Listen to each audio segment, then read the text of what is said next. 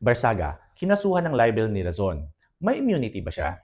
So, kinasuhan nga ni Enrique Razon si Kiko Barsaga ng 2 counts of cyber libel dahil sa mga pahayag nito na nangsuhol daw ng mga congressman si Razon.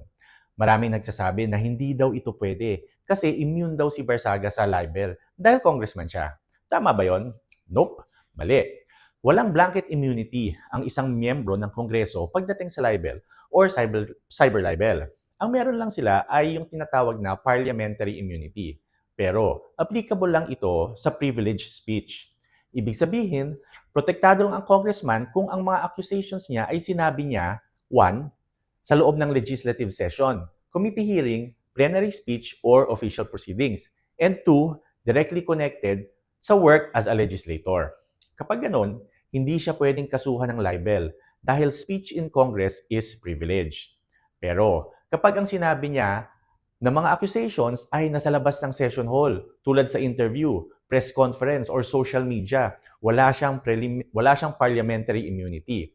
Ibig sabihin, kung may sinabi siyang mapanira, defamatory, or false accusation outside sa session halls, libelous yan. Hindi niya pwedeng gamitin ang pagiging congressman para maging shield sa cyber libel.